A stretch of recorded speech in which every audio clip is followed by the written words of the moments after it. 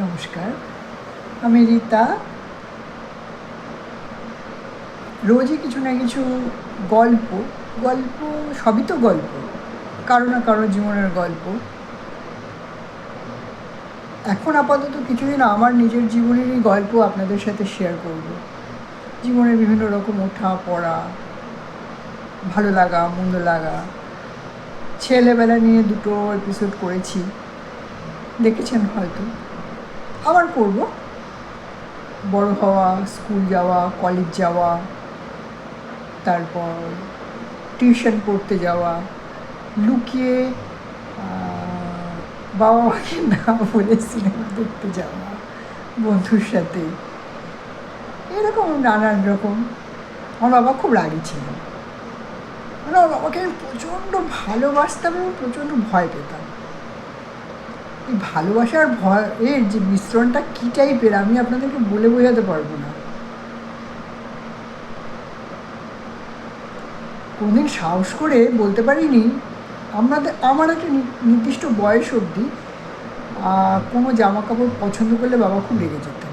বাবা যা দেবেন তাই পরতে হবে, সেটাই নাকি আমাদেরকে, মানে আমাকে ভাল লাগবে আর কি দেখতে। এটা হচ্ছে আমার বাবার মত। আচ্ছা ঠিক আছে, আমি তখন 7 বা 6 এরকম পড়ি, অতটা মনে নেই ঠিক কোন ক্লাসে পড়ি। সব বন্ধুরা নিজ নিজ পছন্দের জামা কাপড় কিনেছে পুজোতে, কিন্তু আমার তো সেই টেলারিং থেকে বানিয়ে ঘটি হাতা, আমি তো রোগা টিকটিকে ছিলাম, একটা ভিডিওতে বলেছিলাম। আমার বাবার ঘটি হাতা অনেক কুচি দেওয়া একটা জামা আমাকে বানিয়ে দেওয়া হতো টেলার থেকে। আমার গায়ে নাকি রেডিমেড জামা ফিট করবে না, তাই আমার বাবা দেবে না। আমার তো ভীষণ কান্না পেত, চাপা কান্না। আমি আমার নিজেকে এত খারাপ লাগতো যে একটা আমি পছন্দ করে জামা কিনতে পারবো না, আমার বাবা একটা আমাকে জামা পছন্দ করতে দেবে না। তো মার কাছে খুব ঘ্যান ঘ্যান ঘ্যান ঘ্যান ঘ্যান ঘ্যান ঘ্যান ঘ্যান করে মাকে রাজি করিয়েছি। মা বাবাকে একটু বলো না, একটা জামা তো তোকে আমি নিজের মতো কিনি। আপনারা জানেন বোধ হয়, এখনকার মতো তো এত শপিং মল এত কিছু ছিল না। তখন শিয়ালদা এখন যে একটা ফ্লাইওভার হয়েছে, ওখানে একটা ছায়া স্টোর্স আর নিউ ছায়া স্টোর ছিল। সেই ছায়া স্টোর্সে বাবা আমি আর মা গেছি, নিয়ে গেছি একটা জামা আমি পছন্দ করেছি। হ্যাঁ, তো পছন্দ করার পর বাবা কিনেও দিয়েছেন। ওই যে বললাম না, আমি খুব লাডলি ছিলাম, কিছু চাইলে বাবার পক্ষে না বলাটা সম্ভব ছিল না তার পক্ষে। কিন্তু জীবনে যাতে কিছু রুলস অ্যান্ড রেগুলেশন মেনে চলি, সেগুলোর জন্যই চেষ্টা করতেন। এখন বুঝি এই বয়সে এসে বাবা আর নেই, এখন আরও বেশি করে তাকে ফিল করি, কষ্ট হয়।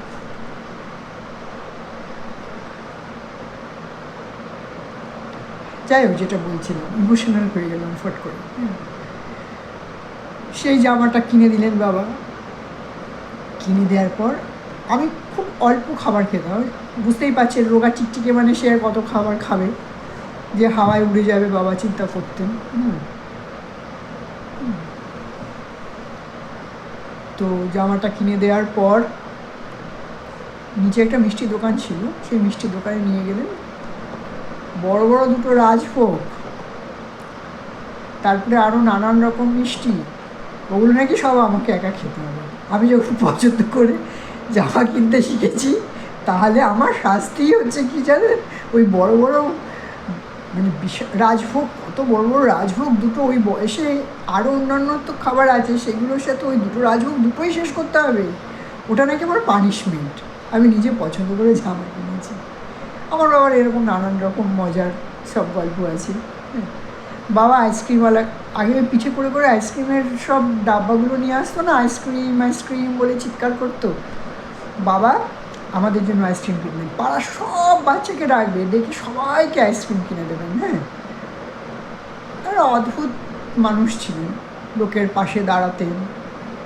কারোর কোনো অসুবিধা হয়েছে আমার বাবাকে বলেছে, সাহায্য পাইনি এরকম কোনো লোক আমার তো জানা নেই। বাবা যেদিন চলে গেলেন, সেদিন